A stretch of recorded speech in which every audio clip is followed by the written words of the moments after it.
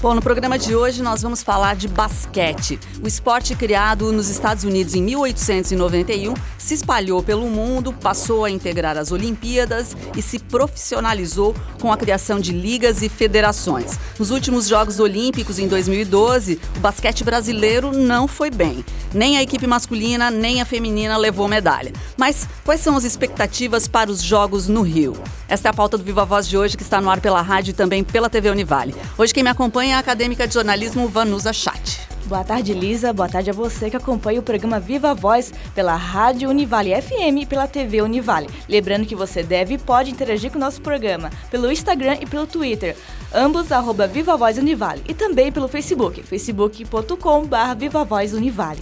Isso mesmo, e hoje nós estamos recebendo o ex-atleta, ex-treinador de basquetebol, o Davi Tamanini, que atuou já na Fundação Municipal de Esportes de Itajaí, através da Associação de Basquete da cidade. Obrigada pela presença, Davi, bem-vindo. Obrigado pelo convite de vocês, né? É um prazer falar sobre a modalidade e boa tarde a todos os ouvintes. Bom, Davi, a gente já falou um pouquinho, temos que adicionar aí, você é um entusiasta, né, do esporte, né? Mas eu queria que você explicasse pra gente qual é a tua relação hoje com o basquete, o que o basquete representa na sua vida? Eu fui atleta nos anos 80, né, da cidade, representei a cidade, representei o colégio de aplicação aqui da FEPEV, né? Na verdade, a gente sempre está presente, né, acompanhando as competições e praticando também. Ainda a gente bate legal. Uma bolinha, né? Temos um grupo que se reúne toda quinta-feira para jogar. E eu trabalhei como técnico com a professora Verônica, que me fez o primeiro convite, né? Depois eu fui atleta, peguei equipe de rendimento, né, representando a cidade no campeonato estadual, o Colégio Salesiano, junto com a Associação de Basquete de Itajaí, que hoje é dirigida pela Poliana Menezes, né, e participávamos das competições, né, trabalhamos com uma geração muito boa, que representou muito bem a cidade. E, na verdade, mesmo estando um pouco afastado, eu continuo sempre presente nas competições, sempre que tenho oportunidade vou acompanhar os campeonatos estaduais, sempre que tem alguma competição da FEIsport, jogos abertos, eu estou presente sempre dentro do possível e dentro do tempo que a gente tem, né? Bacana. E quando você começou a se interessar por esse esporte? Comecei a me interessar pelo esporte lá no Colégio Newton Cooker, né, início dos anos 80, na educação física, e depois a gente... com a paixão que foi surgindo, começamos a levar um pouquinho mais a sério, embora como adolescente, né? E atuei, representei a cidade nas competições que tinha na ocasião. Legal. Agora, Davi, o basquete, mesmo muito presente nas escolas, né? Todo mundo, todas as abordagens de educação física acabam incluindo o basquete e tal, ele acaba não sendo muito conhecido ainda, não é tão popular, né, como outros esportes aqui no Brasil, né? O que falta para que esse esporte também tenha destaque e espaço mesmo entre os brasileiros? O basquete é tido como um esporte um pouco elitizado, né? Pelas circunstâncias, né? O material para você praticar basquete é um material caro, né? Um tênis de basquete é caro, uma bola de basquete boa, ela é cara. Você tem que dispor de uma quadra que tenha uma cesta, que tem um custo mais alto. É diferente de você praticar um futebol, que você coloca lá 2 hastes e você chuta como se fosse um gol em um determinado espaço de grama, de terra, enfim. O basquete requer uma certa estrutura. Algo mais elaborado, né? Exatamente. E os espaços têm que ter essa disponibilidade para que a prática seja uma prática um pouco mais correta dentro do que a gente entende como basquete. Acredito que seja isso. O que falta, né, é realmente haver uma estruturação, né, um pouco melhor dos espaços, das escolas, né, das praças, inclusive. Hoje a gente já vê que nas praças tem lá um pessoal que está praticando, que está cuidando, muito em função também, né, do que vem acontecendo nos últimos anos no Brasil, a criação do novo Basquete Brasil, que é a chamada NBB, tem revelado bastante atletas, né? É uma competição organizada, ela tem já hoje muitos seguidores, muita gente que realmente vê os jogos, né? Os jogos são passados, embora ainda em canais fechados, mas hoje os canais fechados também são bem acessíveis para a população, então isso tem difundido realmente, tem melhorado bastante. Uhum. E qual a importância do técnico para uma formação de um atleta? A formação, a importância do técnico, ela é fundamental, desde do trabalho do dia a dia, a parte social, a parte educativa, né? A gente costuma sempre falar que o treinador, ele vai determinar a maneira que o atleta vai se comportar em quadra, né? A maneira que ele está sendo trabalhado por esse técnico, né? Então é muito importante, muito importante. E muitas vezes você começa a trabalhar com uma criança, um adolescente, e você vê ali que essa pessoa, ela não tem aquele ímpeto, né? Aquele jeito por basquete, mas a prática da modalidade, você fazer com que ele se socialize, né, interaja com os demais, isso é muito importante. E o esporte em si, de iniciação, ele tem muito esse papel, né? Essa importância de fazer realmente, não só formar atletas, mas formar cidadão. Legal, bacana. Agora, Davi, como você foi treinador, enfim, o que te inspirou para assumir, né, essa função? Quais são os seus ídolos? Fala um pouquinho de como foi a tua formação para chegar nesse momento, né? De não, agora sou eu que vou dar o tom do jogo e vou tentar formar as equipes, né? Eu lá atrás, quando iniciei a minha formação acadêmica, né, eu tinha um desejo de fazer educação física, né? Trabalhar com basquete, tocar a minha carreira profissional nessa área, né? Não foi possível naquela ocasião, mas isso sempre foi uma coisa muito forte em mim. Comecei a fazer o curso de Educação Física aqui na Univale e eu recebi o convite da professora Verônica, né? E a professora Verônica foi muito importante, ela me deu essa oportunidade, a quem eu agradeço, tanto a professora Verônica como a Poliana, que hoje coordena a Associação de Basquete de Itajaí. E falando em ídolos, lá atrás nós tínhamos, né, Oscar, né, Marcel, Carioquinha, Nilo, enfim, eram os ídolos da ocasião. Isael, Marquinhos, aquela geração muito boa que representava tão bem o Brasil. Como técnico, eu sempre gostei muito do trabalho do Hélio Rubens, do Ari Vidal, enfim, né?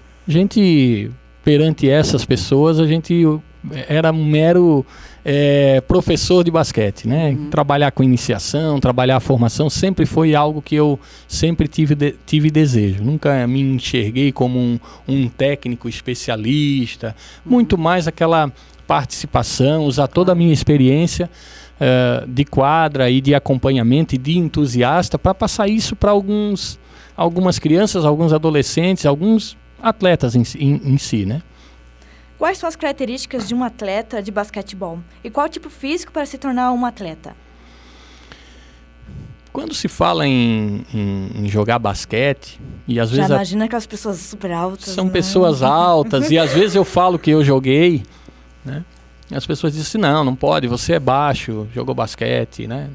As pessoas não creem que isso seja possível em razão de uma mística de que o atleta tem que ser alto. Evidentemente que a altura, ela facilita muito, né? O aro, a cesta de basquete, ela fica a 3,5 metros, então é natural que as pessoas... 50% de ajuda aí. Exatamente. Agora, isso não impede que um atleta mais baixo consiga praticar o basquete. Logicamente que para atleta de alto rendimento vai facilitar muito a altura, porque o nível é muito elevado. Então, mesmo os mais altos, eles desenvolvem a habilidade que é mais peculiar dos atletas mais baixos, né? A facilidade, a coordenação motora, ela é mais fácil para quem é mais baixo, né?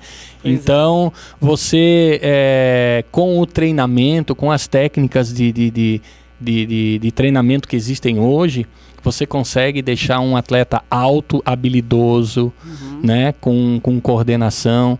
Tudo depende muito do trabalho e da estrutura que ele tem para treinar. Davi, como é que está o cenário do basquete aqui em Itajaí e na região hoje?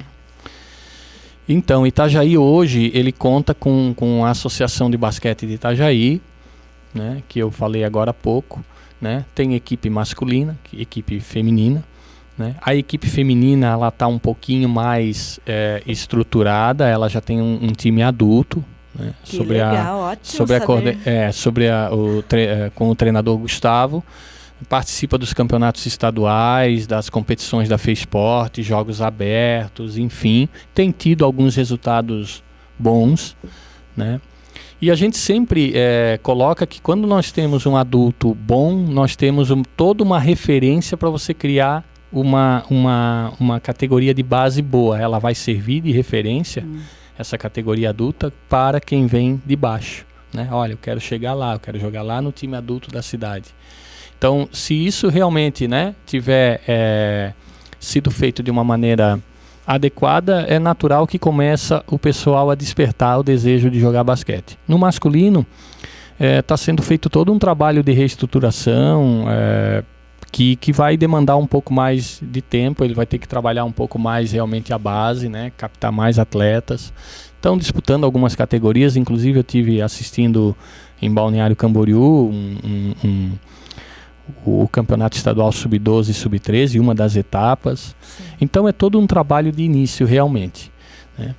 Itajaí dispõe de todo o esforço desse pessoal da Associação de Basquete aí, que tem que contar realmente com o apoio da fundação, né, para fazer para dar toda a estrutura para que eles desenvolvam bem a modalidade aqui na cidade. Agora, Davi, um jovem que tem interesse em jogar pela fundação, como é que funciona, né? Ou, de uma certa maneira, como é que está esse trânsito? Lá na escola tem um menino, uma menina que estão se destacando no basquete.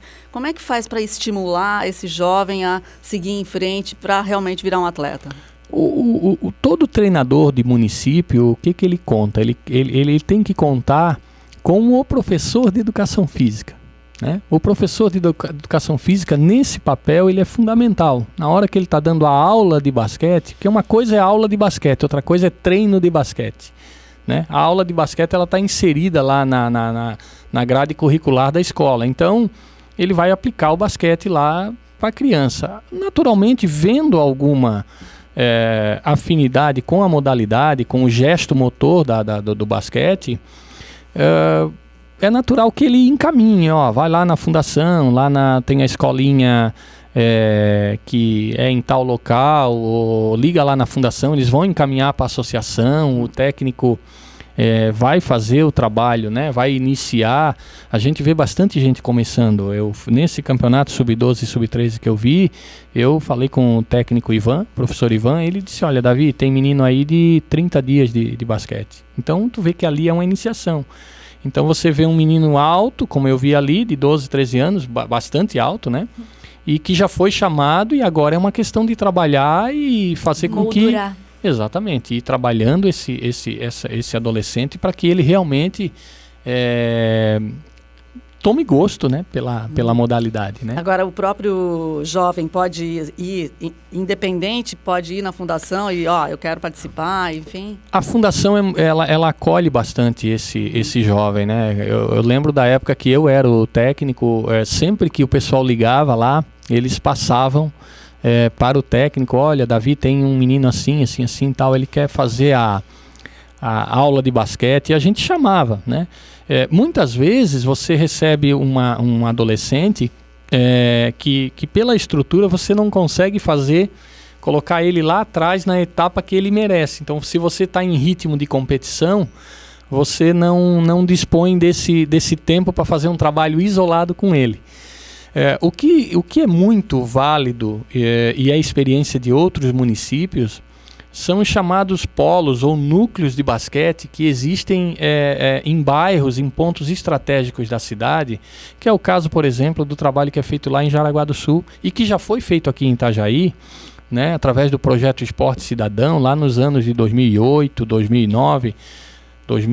nessa faixa mais ou menos, que foi quando eu comecei, que nós tínhamos na equipe de rendimento, nós tínhamos atletas, né, adolescentes, jovens, que foram captados dos núcleos desse basquete. Então tem um núcleo lá no Olímpio Falconieri da Cunha, tinha um núcleo lá no Centro Educacional de Cordeiros. Eram práticas depois do horário escolar. Então se reunia e o que acontecia? Os monitores daqueles núcleos, eles estavam em contato direto comigo. Então, olha, professor, tem esse menino aqui, ele é muito bom, ele desponta aqui entre os demais. Então a gente ia lá, olhava e trazia para a categoria de excelência, né? Para a equipe de excelência do projeto. Isso foi uma coisa que funcionou muito bem. Infelizmente, o Salesiano não teve condição de dar continuidade e, né, infelizmente isso aconteceu na ocasião, né? Tá certo, a gente vai fazer um intervalinho, daqui a pouco voltamos a falar sobre basquete aqui no Viva Voz.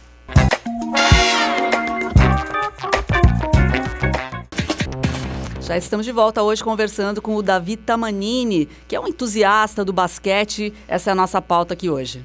Bem, eu pesquisando melhor sobre o basquete, né, eu vi algumas regras. Tem as regras do 8, 25 segundos, né, e dependendo do ângulo tem pontuação de cestas, né. Explica melhor, Davi, como funcionam as regras do jogo de basquete. O basquete é um esporte muito técnico. É muita regrinha, muita coisa que pode, muita coisa que não pode, e é muito difícil de ser praticado por isso, né? As regras básicas você pode passar a bola, você pode driblar, você não pode caminhar com a bola, você tem que passar a bola, né? Você conduzir a bola só através do drible, que é a batida de bola, né? Você pode fazer 2 pontos, 3 pontos ou 1 ponto. 1 ponto é de lance livre, quando tem a penalização da falta ou uma falta técnica. É que é cobrado no final, é isso? Não necessariamente, ele é cobrado durante o jogo conforme tem falta. Se a falta for no ato do arremesso, você vai para o lance livre. Se a equipe ultrapassou o limite de 4 faltas a partir da 5ª falta no período, ela é penalizada por qualquer falta você ir para o lance livre, bater os 2 lances. Então é muita regra, muito detalhe, né? A cesta de 2 pontos é uma cesta de qualquer lugar dentro do perímetro, antes da linha de 3 pontos. A partir da linha de 3 pontos, ela vale 3 pontos, né? Então sempre tem a bonificação também para quem sofre a falta no momento da cesta e ele converteu a cesta. Então, se ele está na linha de 2 pontos, ele fez 2 pontos e sofreu a falta, ele tem mais a bonificação de 1. Assim como na linha de 3 pontos também. Ele pode fazer um arremesso de 3 pontos, sofrer a falta, ele tem a bonificação de mais um lance livre. Enfim, você não pode, depois que ultrapassar o meio da quadra, você não pode retornar no mesmo ataque para a quadra de defesa, você tem que, dali para frente, seguir adiante, né? Você tem 8 segundos para ultrapassar a quadra de defesa para o ataque. Você tem no total 24 segundos para concluir o teu ataque, né? Aí você pode considerar mais 24 se você fez um arremesso e bateu no ar, então e você tomou de volta a posse, você tem mais 24, né? Quando bate o pé na bola lá, independente do tempo ali, se você tem mais tempo de jogo dentro dos 24 do que 14 segundos, você considera aquele tempo. Se o defensor botou o pé na bola propositalmente, estava faltando 8 segundos para completar o ataque, volta para 14 segundos, né? Então, e a regra de basquete, ela está mudando constantemente. Muitas das coisas que tinham na NBA hoje se aplica, né? Então, para as Olimpíadas, Davi, tem alguma regra nova, tem algum ajuste que vai acontecer agora? Especificamente não. O time americano ele vai ter que se adaptar às regras da FIBA, que as Olimpíadas ela é praticada dentro das regras da FIBA, que é o que se pratica hoje nos campeonatos mundiais de basquete de seleção, enfim, né, os clubes, aqui no Brasil, a NBB, e o time americano ele joga dentro de uma regra da NBA, né? O que tem de mais diferente entre essas duas? Olha, tem a linha de 3 lá nos Estados Unidos, ela é um pouquinho mais distante, tem 3 segundos de defesa lá, aqui não tem 3 segundos de defesa, né, que é uma regra específica para não... O que é 3 segundos de defesa? O 3 segundos de defesa, lá nos Estados Unidos, ele é utilizado para não prender um marcador dentro do garrafão. para não deixar o jogo muito congestionado. Porque a marcação é muito forte. Né? Exatamente. E lá, sobretudo, os atletas são mais fortes fisicamente. Sim. Então, o jogo precisa ter um pouco mais tem que ser um pouco mais aberto. A marcação é muito forte e se você truncar muito o jogo dentro do garrafão, você acaba deixando o jogo muito faltoso, muito truncado. Também. Exatamente. E lá eles vão ter que se adaptar. Agora, eles estão muito acima do nível dos demais, né? Outro nível, né? Em agosto acontecem as Olimpíadas no Brasil. O país está preparado para competir nesse esporte? Eu creio que sim. O basquete brasileiro, ele evoluiu bastante nos últimos anos. Nós trouxemos um técnico de fora, um técnico campeão olímpico, um técnico argentino, né, o Rubem Magnano. Ele, sobretudo, conseguiu fazer com que a equipe brasileira marcasse mais, que era uma das nossas mazelas, né, digamos, do jogo, né? O jogo brasileiro era sempre um jogo muito frouxo, deixava o outro time jogar. Hoje o sistema defensivo da seleção brasileira, eu estou me referindo ao masculino, que é a equipe mais forte, né? O jogo ficou um pouco mais competitivo. A equipe brasileira hoje ela é mais competitiva. Isso também é um fator que se deve ao fato de vários jogadores nossos estarem disputando a NBB. Nós estamos na iminência de ter 2 brasileiros campeões da NBA se o Golden State ganhar, né?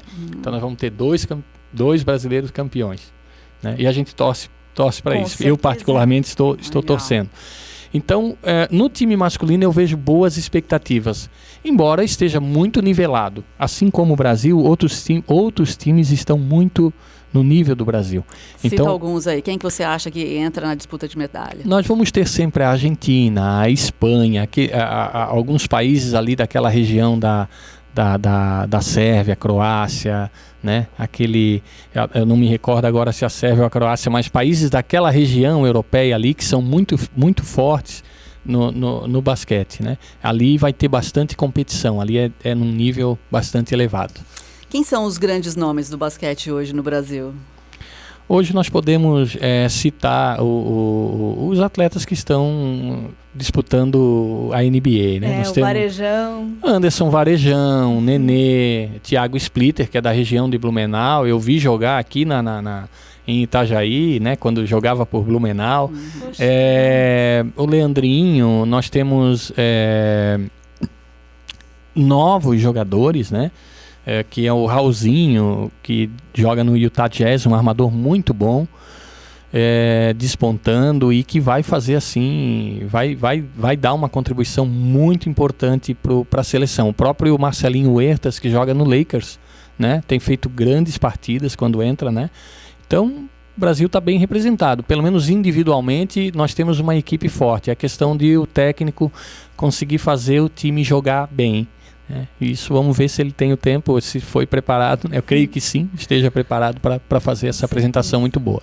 Na sua opinião, o basquete feminino está no mesmo nível do basquete masculino no Brasil? A minha opinião é não.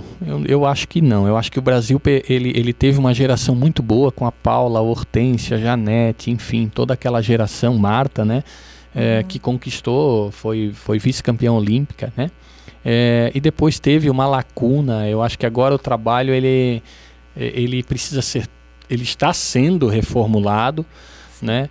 E eu não vejo a equipe brasileira, ao menos que haja uma surpresa muito grande, a equipe brasileira muito forte para a competição, né? Não temos, ela foi muito renovada. Eu também tenho eventualmente acompanhado a Liga Feminina de Basquete sempre que possível, né? Eu vejo assim que o nível não está, né, lá muito alto. Tínhamos aqui um time de Blumenau representando, né? E no masculino, né, nós tínhamos Joinville, infelizmente também não está mais participando. A gente espera que dentro em breve uma equipe catarinense venha a ingressar na NBA e consiga a vaga para disputar, para que a gente também possa ver alguns jogos aqui mais perto, é o que a gente deseja. Pois fala um pouquinho para a gente dessa estrutura da NBA, então, de que maneira os times entram, como é que funciona? Da NBA você se refere? Lá nos Estados Unidos. A NBA ela está estruturada de uma maneira muito diferente, né? Por exemplo, né? Você tem lá o draft todo ano, que é a escolha dos universitários, né? Dos universitários e de outros jogadores. Então, lá é muito democrático nesse sentido, né? Não vai ser o time que mais tem recurso, que vai ter o direito de comprar o melhor jogador universitário, ou o draft número 1, que a gente chama que é a primeira escolha, né? Não, é o último colocado da competição. E isso faz com que, e assim sucessivamente, né? O segundo vai ser o penúltimo, enfim. Né? E ali eles vão, no dia ali, trocando. Se ele não está interessado naquele, ele troca por outro. Mas, enfim, essa escolha, ela proporciona com que os times, aos poucos, eles estejam mais nivelados. Logicamente que existe uma pequena diferença entre um ou outro time em termos de estrutura, né? Os times tradicionais estão sempre mais bem estruturados, mas isso possibilita que o jogo seja mais... As equipes tenham um pouco mais de competitividade, né? Durante as competições, ou pelo menos durante alguns períodos, né? Uhum. Bem, infelizmente nosso tempo está meio curto, mas última pergunta. Quais são as expectativas em relação ao basquete do Brasil para os próximos anos? São muito boas, né? Eu vejo o basquete com o advento da NBB, né? Com as federações a nível estadual, né? A níveis estaduais se estruturando, eu falo aqui da de Santa Catarina, que melhorou bastante, né? Próprio nível da arbitragem, o nível dos treinadores tem melhorado muito. Santa Catarina tem tido bastante resultados muito bons a nível de campeonatos nacionais de base, seleções estaduais, né? Santa Catarina tem representado bem. E no Brasil, sobretudo, eu vejo assim bastante positivo. Nós temos hoje time do Nordeste participando da NBB, né? Então, eu vejo assim uma grande possibilidade. A NBB ela proporcionou essa situação de estar ali na frente, o basquete melhor estruturado a nível Brasil e com chances de estar sempre formando atletas, mandando atletas para a Europa, que já tem muito na Europa, embora não tenha muita visibilidade quem vai para a Europa, mas para a NBA, né? Muita gente indo e se dando bem e tendo chance de jogar. Legal. Isso eu vejo muito positivo. Vamos acompanhar aí os movimentos do basquete aqui no Brasil. Obrigada pela entrevista. A gente conversou com o Davi Tamanini, que atuou já pela Associação de Basquete aqui de Itajaí. Continua sendo um apaixonado pelo esporte. A gente agradece. Fechamos aqui, né, Vanusa? Exatamente. Obrigada, Lisa. Obrigada, Davi. Quero agradecer a todos que estão nos ouvindo e nos assistindo. E até o próximo programa. Viva a Voz, suas ideias em alto e bom som.